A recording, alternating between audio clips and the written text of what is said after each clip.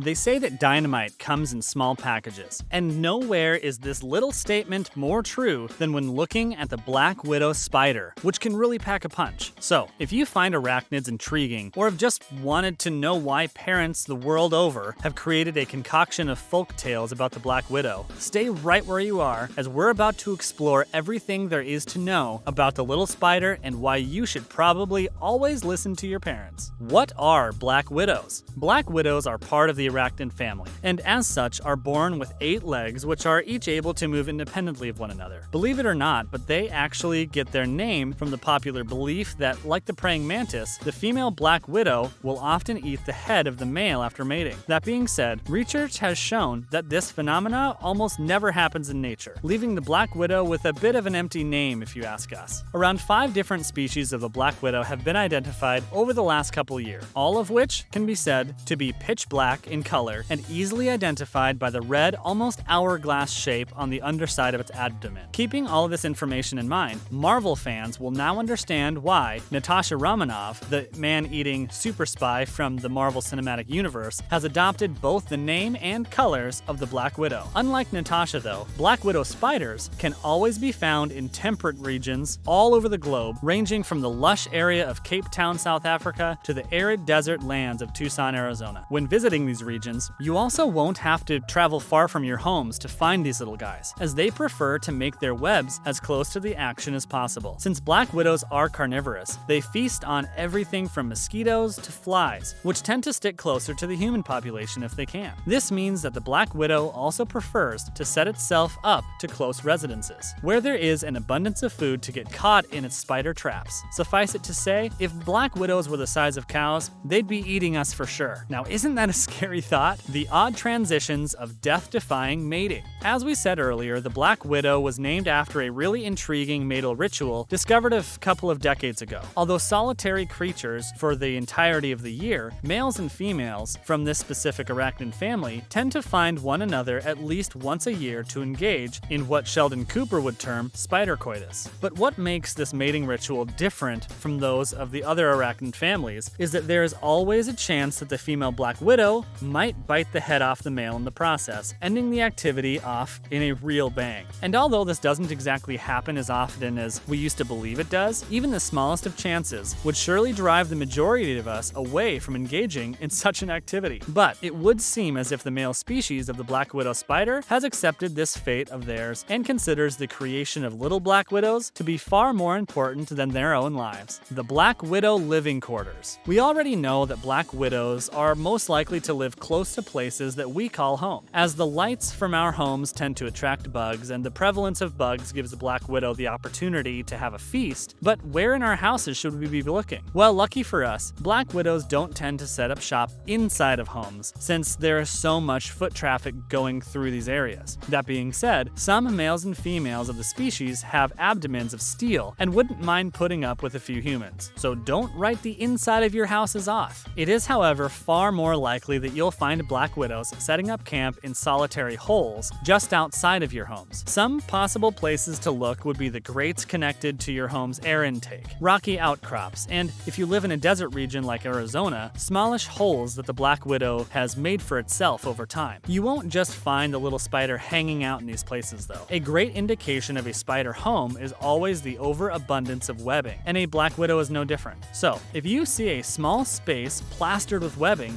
just be aware that you could have stumbled upon the home of a solitary black widow spider. Why does everyone think they're dangerous? If you've heard of only one thing about black widow before this video, it's probably that this species of arachnid is incredibly dangerous and should be avoided at any and all costs. And there is some evidence to support the claim, as the black widow has a life-threatening bite with the capability of spreading enough venom through the body of a human that is sure to turn your good day into a bad one. According to scientific reports, the venom of the black widow spider is said to be around 15 times stronger than that of a rattlesnake, which is by far one of the most dangerous snakes in the world. Considering how people in the outback run as soon as they hear that infamous rattling, shouldn't we be doing the same when we see a tiny spider with a red dot on its abdomen? Well, as it turns out, although the potency of the venom of a black widow is indeed 15 times stronger than that of a rattlesnake, the amount injected into the human body is pretty small in comparison comparison. This means that a bite will often result in muscle aches, nausea, and paralysis of the diaphragm, which can make breathing pretty difficult. So if you already have a cursed condition such as asthma, a bite from a black widow can be a lot more dangerous. You should also be wary of facing off against an arachnid like this if you are either a small child or elderly person, as bites from a black widow on these two classes of humans have been shown to be fatal every so often. This explains why our parents told us to stay away from these little guys when we were growing up. They weren't lying, as children really are more prone to spider bite death, biting as a defense mechanism. That being said, like the rattlesnake, the black widow spider only